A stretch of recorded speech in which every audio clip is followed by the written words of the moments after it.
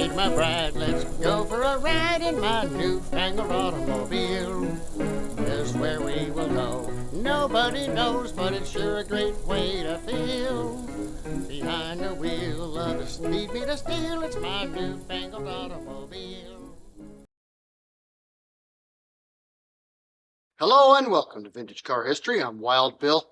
Many, if not most, early car makers and inventors came from other industries. Bicycle makers, carriage builders, electrical or mechanical engineers, maritime moguls, and other such. And for the most part, when these folks got into the car business, it was for business. Yet one German engineer and inventor did it as a hobby, and much of his work and inventions found their way into the early cars of Benz and Daimler. So let's take a look at the automobile industry's greatest hobbyist, Siegfried Marcus. He was born in the town of Melken in northeast Germany in 1831. His father, Liebmann, was a craftsman working with both wood and metals in his shop. Young Siegfried proved to be quite crafty himself and excelled at mathematics and intuitive design.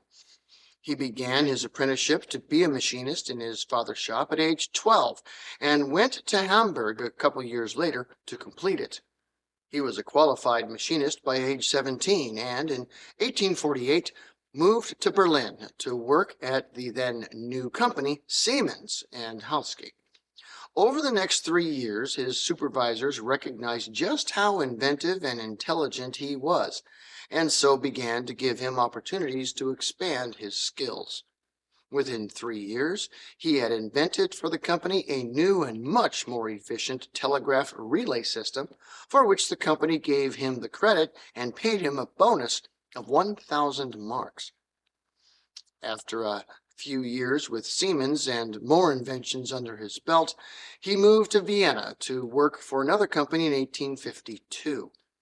By this time, he was already well known in the telegraph business, and the next year accepted a job as an engineer for the Imperial University's Physics Institute. Once again, he excelled, and inventions began to pour from his workshop. He invented a flow regulator for gas lamps, lights powered by alcohol, and the artograph, a device to allow lithographers to save their negatives onto copper or stone. Throughout the rest of the 1850s, Marcus continued to invent and grow in academic prestige. He was granted at least 6 patents during this period, including the needle telegraph transmitter and the blasting machine.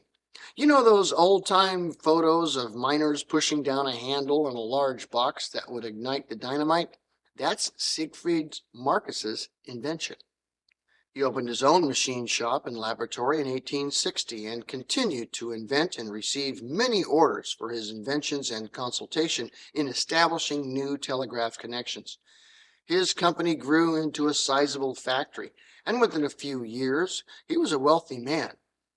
The military also sought him out for new inventions, which would include contact detonators for artillery shells and landmines, electromechanical sea mines, and even a repeating gun that could fire 30 rounds a minute. It was in 1864 in his own laboratory that Siegfried decided to make a motor vehicle. Despite his having invented a new electric motor, he decided to build a single-cylinder gas engine along somewhat similar lines as the Otto 4-stroke of a couple years prior. The vehicle actually worked, but could not be operated by a single person inside it, so it technically isn't a car. In order to start it, you had to jack up the wheels in the rear and spin them until the engine got running. Then the driver would take the controls while an assistant dropped the vehicle from the jacks. This procedure would have to be repeated every time it stopped. He scrapped the vehicle, and it would be some 10 years before Siegfried returned to the idea. He built another vehicle in 1875 and found he was having fun just tinkering with the engine and its components. He invented a low voltage ignition magneto, which made making spark far more reliable, as well as a new four-stroke design and efficient carburetor to keep the air-fuel mixture constant when the engine is on a bumpy road as opposed to being stationary. Marcus built two more cars over the next few years, constantly making improvements. But his true interest lay in the engine itself, and so in 1887 partnered with a few fellows to start an engine manufacturing company, selling both two-stroke and Marcus's version of the four-stroke. One of his major customers was the German Navy, who used his engines on their torpedo boats, much to the chagrin of the Kamchatka. Marcus's car of 1875 meets all the criteria to be a car, but he was not interested in making cars, and so he did not patent it.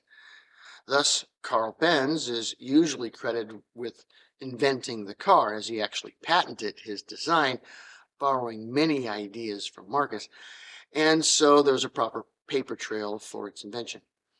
Marcus believed cars to be a passing fad, and so with over 100 patents in other industries, he pursued them until his death in 1898.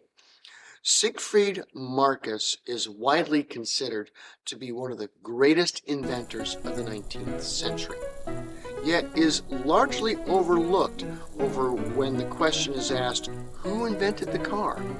Because after all, for him, it was just a hobby. Thanks for watching Vintage Car History, and we'll see you next week. Peace.